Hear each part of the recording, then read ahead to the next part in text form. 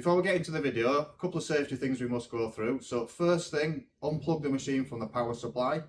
Isolate that plug so nobody else can plug it back in while you're working on it.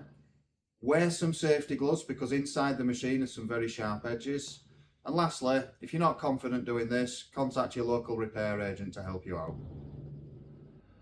So in this video we're going to talk about what is a fairly common problem for people that have what we call a wet wall larder fridge. And put simply, what I mean by that is, if you've got a fridge where you get moisture forming on the back wall and that turns to ice, you know, that's normal, that's how it's supposed to work. But at some point when the fridge stops cooling, any little droplets of ice on there are going to defrost, turn back into water. But that water needs to go somewhere, and it tends to run down this wall into this little gutter here and straight down the drain hole, or that's what it should do. So what we find a common problem or a common complaint is customers will, or people will remove the salad bins at the bottom and they'll notice they've got water pooling right at the base of this fridge here. And it's a very easy fault to explain, it's a very easy fault to put right, and it often just means that the drain hole is blocked up. Now you might be thinking, well, how's the drain hole got blocked up? Well,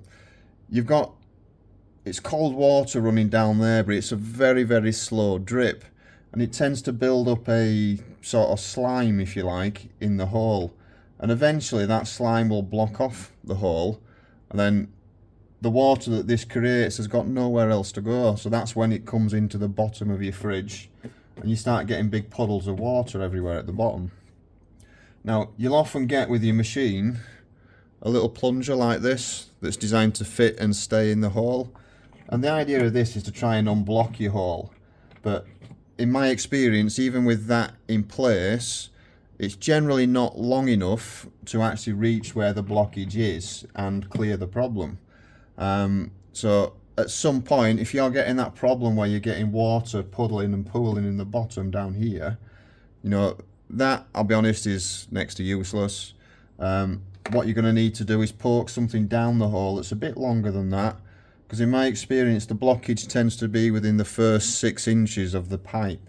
So you need something a little bit longer, somewhat flexible, and ideally plastic so you don't damage the liner itself.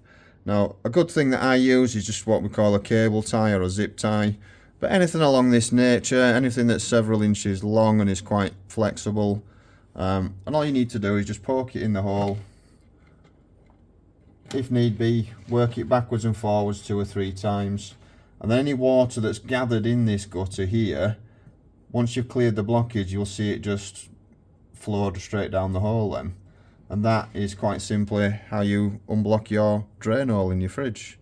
And once you've got that unblocked, any water that's created by this can now escape where it should do.